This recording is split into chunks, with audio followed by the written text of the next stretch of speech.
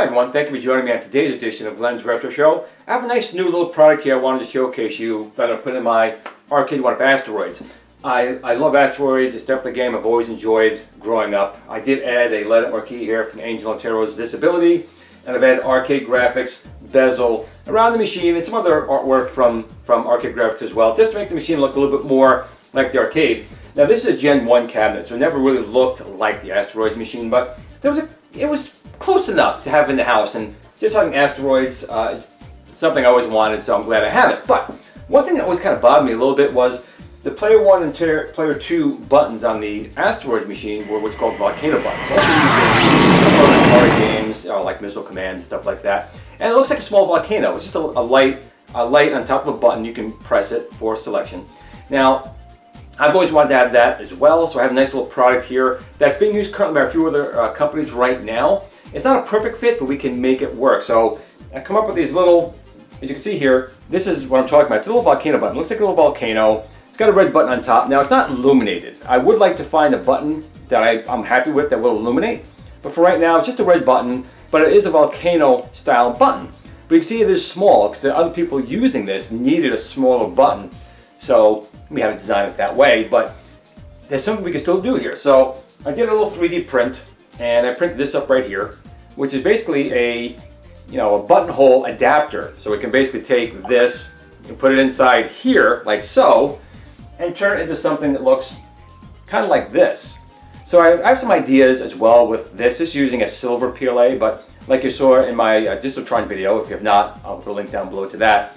We can possibly make a light ring around this as well. But I really would like to have the button itself light up, but right now it doesn't. It's just a volcano button. So what I'm going to show here is we're going to turn this Asteroids Player 1 and Player 2 button with these new little Glenn's Retro Show volcano buttons in today's episode. Let's go take a look. Okay, well the first thing we're going to have to do obviously is turn the machine off. Take out 4 screws here to take out the control panels. That's what I'm going to do right now. Let's just take these out. Okay, next thing we're going to do is we're going to flip this over, and there's a cable back here we have to be careful of.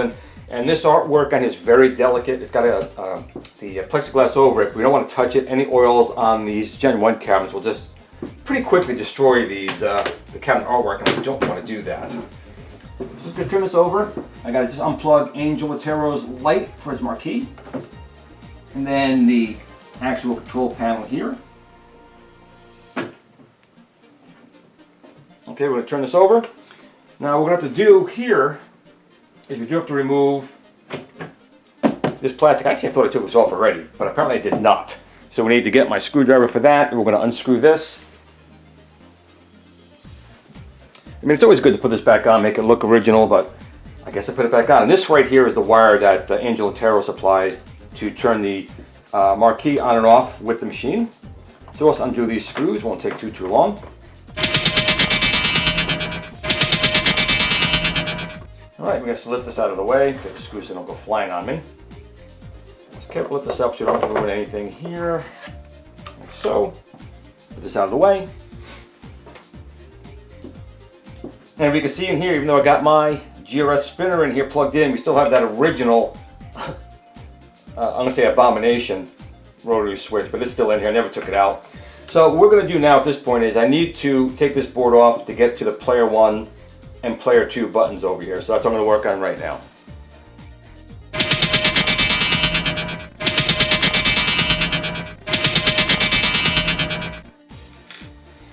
Okay.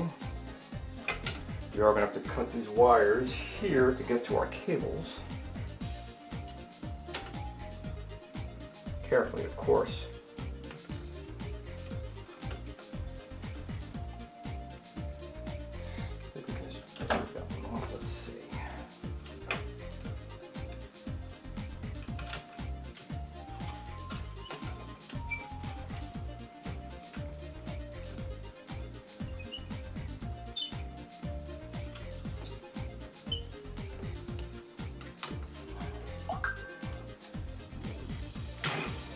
Pull this one out.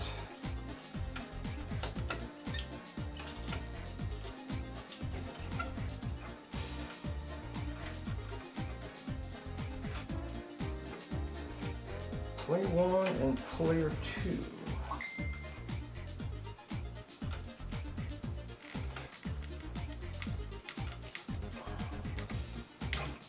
those out. Next thing we need to do is make sure we put this out of the way. So we get these out now.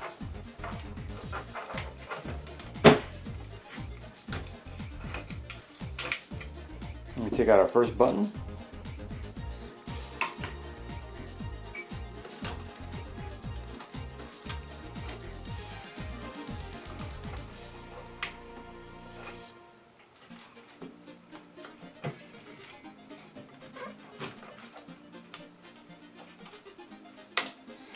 Take out our second button.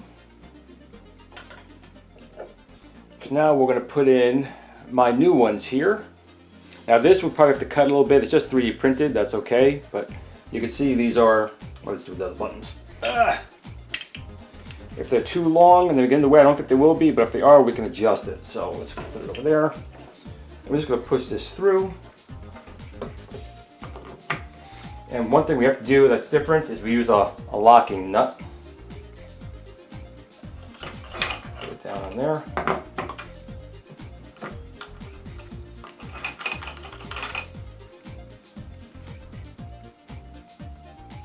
One.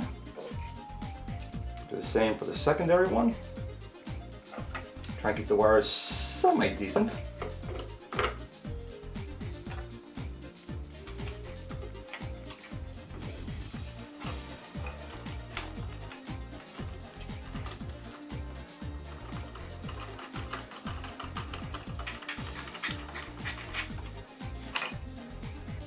Let's just have a quick look and just see how that looks. Make sure everything's in there okay. And there we go. It's looking kind of good. I like that. All right. So again, it's going to make sure they're centered and tight. And we can see if this board will fit back over here or if this would be in the way. Let's find out.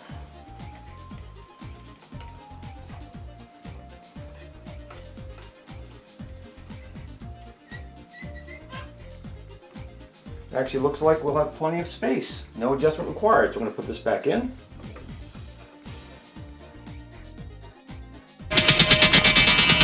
Being very careful because you don't want to break the plastic, obviously.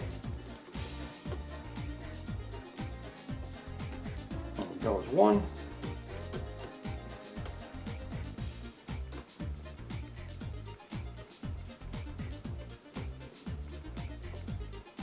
That's all in. We'll verify our buttons. Player 1 is here, so this will be our player 1. So that's going to go into our player 1 spot, which is actually the opposite of where it is. So player 1 you think would be here, but it's actually over here. So that's player 1.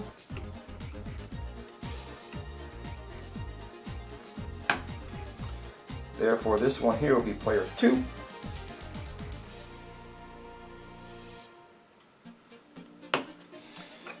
That's it. We're going to close this thing back up and, well, we'll give it a shot.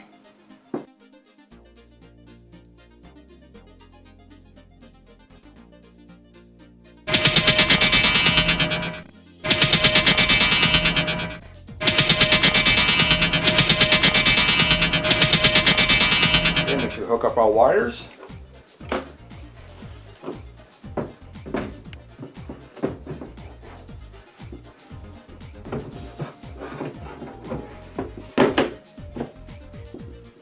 Close our machine back up.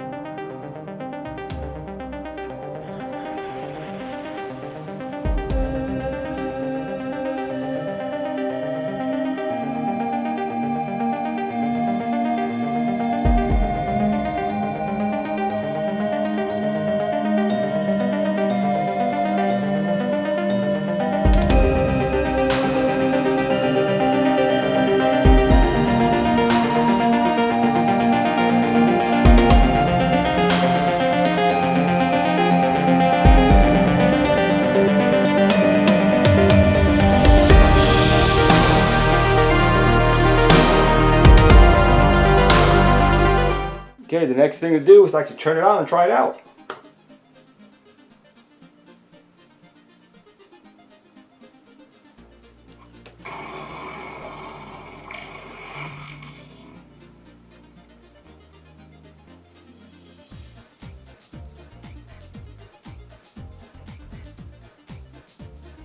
Okay, so we have the control panel all closed up here. You can see the buttons, they look kind of nice. I might want to light them up around the side, so that's something I'm still toying with. This was just a quick video I wanted to do here.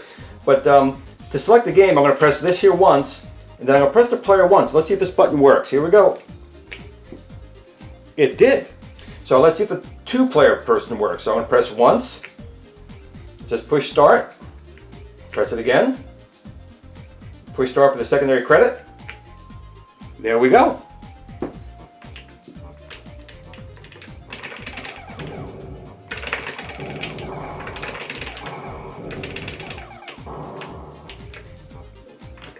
Just crash my ship there. Player 2 is starting. So that's really it. It's not a difficult mod to do. It just takes a few minutes of your time. The Volcano button I have right here is not very expensive, but you can see it does require a 3D printed part to fit in the stock Arcade1UP cabinet. So I might toy with it, making this out of a clear PLA and backlighting. It might look nice with nice light rings out of there. But again, it's not difficult to do. It's just taking off your control panel, removing the original buttons, which you just press on the side to pull these out, and the connector comes right out.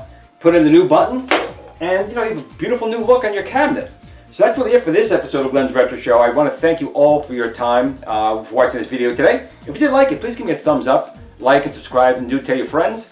Once again, I really appreciate it, and no matter what game you play or how you play them, you make sure you tell your family and friends that you love them, and remember to always game on.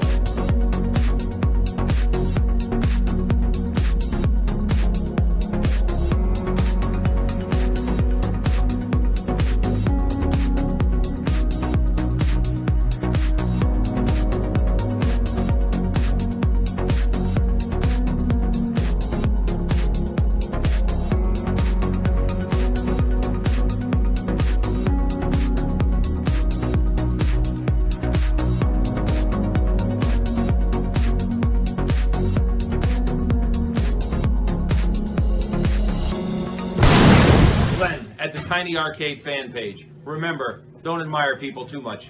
They'll disappoint you.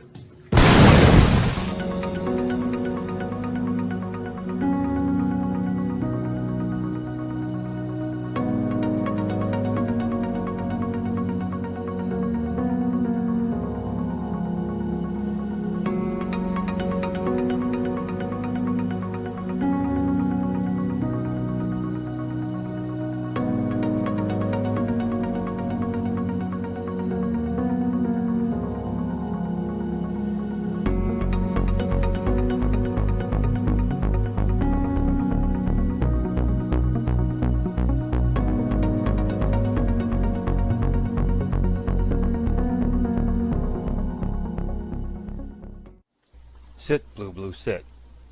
Good dog.